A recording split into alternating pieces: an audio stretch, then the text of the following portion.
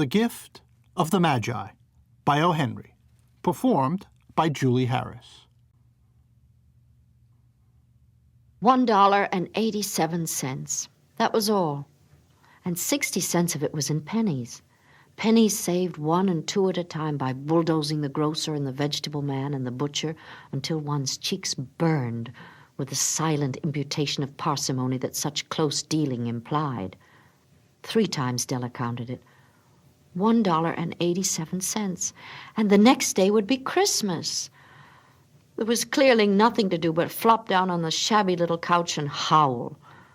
So Della did it, which instigates the moral reflection that life is made up of sobs, sniffles, and smiles, with sniffles predominating. While the mistress of the home is gradually subsiding from the first stage to the second, take a look at the home. A furnished flat at $8 per week. It did not exactly beg her description, but it certainly had that word on the lookout for the mendicancy squad. In the vestibule below was a letterbox into which no letter would go, and an electric button from which no mortal finger could coax a ring. Also appertaining thereunto was a card bearing the name Mr. James Dillingham Young. The Dillingham had been flung to the breeze during a former period of prosperity when its possessor was being paid $30 per week. Now, when the income was shrunk to $20, the letters of Dillingham looked blurred, as though they were thinking seriously of contracting to a modest and unassuming D. But whenever Mr. James Dillingham Young came home and reached his flat above, he was called Jim, and greatly hugged by Mrs. James Dillingham Young, already introduced to you as Della, which is all very good. Della finished her cry and attended to her cheeks with the powder rag. She stood by the window and looked out dully at a gray cat walking a gray fence in a gray backyard. Tomorrow would be Christmas Day, and she had only $1.87 with which to buy Jim a present. She had been saving every penny she could for months with this result. $20 a week doesn't go far. Expenses had been greater than she had calculated. They always are. Only $1.87 to buy a present for Jim. Her Jim. Many a happy hour she had spent planning something nice for him, something fine and rare and sterling, something just a little bit near to being worthy of the honor of being owned by Jim. There was a pier glass between the windows of the room. Perhaps you've seen a pier glass in an $8 flat. A very thin and very agile person may, by observing his reflection in a rapid sequence of longitudinal strips, obtain a fairly accurate conception of his looks. Della, being slender, had mastered the art. Suddenly she whirled from the window and stood before the glass. Her eyes were shining brilliantly, but her face had lost its color within 20 seconds. Rapidly, she pulled down her hair and let it fall to its full length. Now, there were 2 possessions of the James Dillingham Youngs in which they both took a mighty pride. One was Jim's gold watch that had been his father's and his grandfather's. The other was Della's hair. Had the Queen of Sheba lived in the flat across the air shaft, Della would have let her hair hang out the window some day to dry, just to depreciate Her Majesty's jewels and gifts. Had King Solomon been the janitor with all his treasures piled up in the basement, Jim would have pulled out his watch every time he passed just to see him pluck at his beard from envy. So now Della's beautiful hair fell about her, rippling and shining like a cascade of brown waters. It reached below her knee and made itself almost a garment for her. And then she did it up again nervously and quickly. Once she faltered for a minute and stood still while a tear or 2 splashed on the worn red carpet. On went her old brown jacket. On went her old brown hat. With a whirl of skirts and with the brilliant sparkle still in her eyes, she fluttered out the door and down the stairs to the street. Where she stopped, the sign read, Madame Sofronie, hair goods of all kinds. One flight up Della ran and collected herself, panting. Madame, large, too white, chilly, hardly looked the Sofronie. Will you buy my hair? Asked Della. I buy hair, said Madame. Take your hat off. Let's have a sight at the looks of it. Down rippled the brown cascade.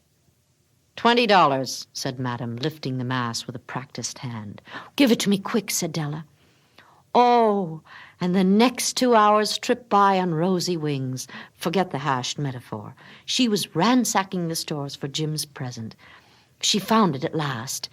It surely had been made for Jim and no one else. There was no other like it in any of the stores, and she had turned all of them inside out. It was a platinum fob chain, simple and chaste in design, properly proclaiming its value by substance alone and not by meretricious ornamentation, as all good things should do. It was even worthy of the watch. As soon as she saw it, she knew that it must be Jim's. It was like him. Quietness and value, the description applied to both. $21 they took from her for it, and she hurried home with the 87 cents. With that chain on his watch, Jim might be properly anxious about the time in any company. Grand as the watch was, he sometimes looked at it on the sly on account of the old leather strap that he used in place of a chain. When Della reached home, her intoxication gave way a little to prudence and reason.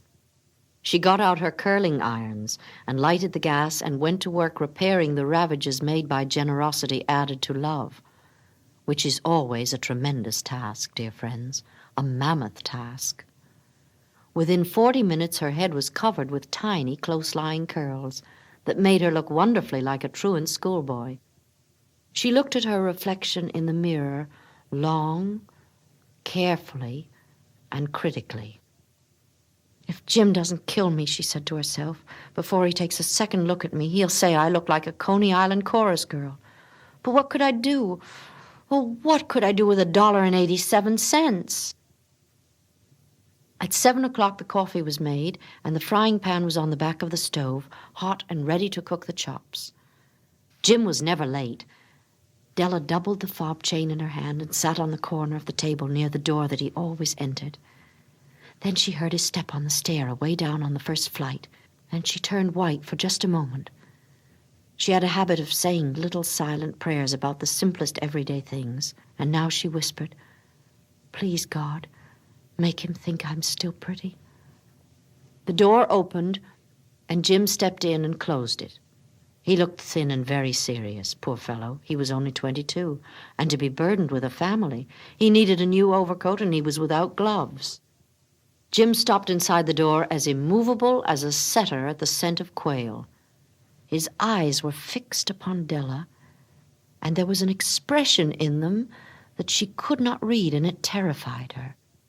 It was not anger, nor surprise, nor disapproval, nor horror, nor any of the sentiments that she had been prepared for. He simply stared at her fixedly with that peculiar expression on his face. Della wriggled off the table and went for him. "Jim, darling," she cried, "don't look at me that way. I had my hair cut off and sold it because I couldn't have lived through Christmas without giving you a present. It'll grow out again. You won't mind, will you? I just had to do it. My hair grows awfully fast. Oh, say Merry Christmas, Jim, and let's be happy. You don't know what a beautiful, nice gift I've got for you." "You've cut off your hair?" asked Jim laboriously, as if he had not arrived at that patent fact yet, even after the hardest mental labor. "Cut it off and sold it," said Della. "Well, don't you like me just as well anyhow?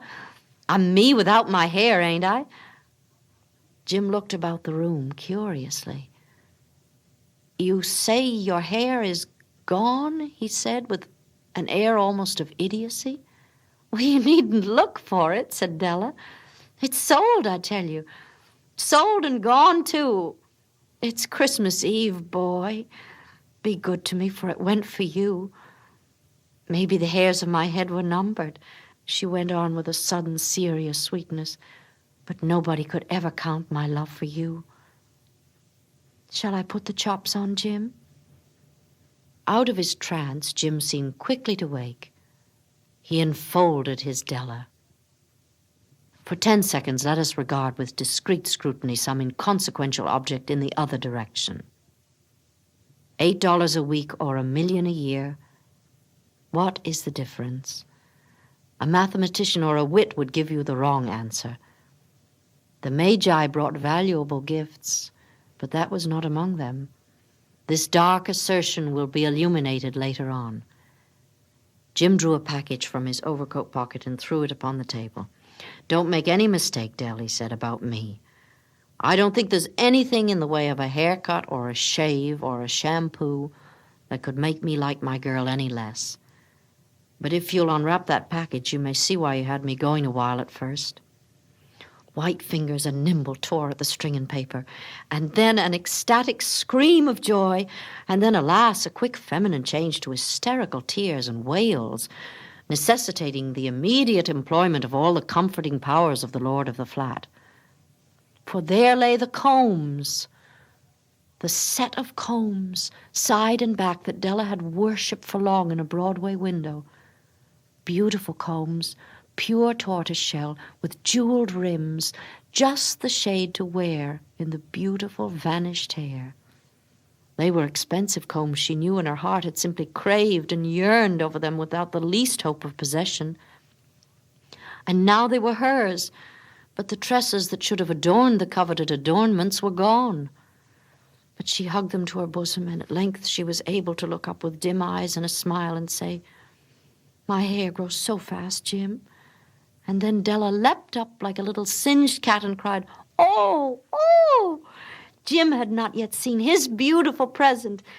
She held it out to him eagerly upon her open palm. The dull, precious metal seemed to flash with the reflection of her bright and ardent spirit. "Isn't it a dandy, Jim? I hunted all over town to find it. You'll have to look at the time 100 times a day now. Give me your watch. I want to see how it looks on it." Instead of obeying, Jim tumbled down on the couch and put his hands under the back of his head and smiled.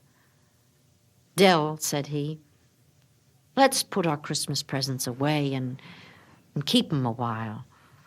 They're too nice to use just at present. I sold the watch to get the money to buy your combs. And now suppose you put the chops on." The Magi, as you know, were wise men, wonderfully wise men, who brought gifts to the babe in the manger. They invented the art of giving Christmas presents. Being wise, their gifts were no doubt wise ones, possibly bearing the privilege of exchange in case of duplication. And here I have lamely related to you the uneventful chronicle of 2 foolish children in a flat, who most unwisely sacrificed for each other the greatest treasures of their house. But in a last word to the wise of these days, let it be said that of all who give gifts, these 2 were the wisest. Of all who give and receive gifts, such as they are wisest. Everywhere they are wisest. They are the Magi.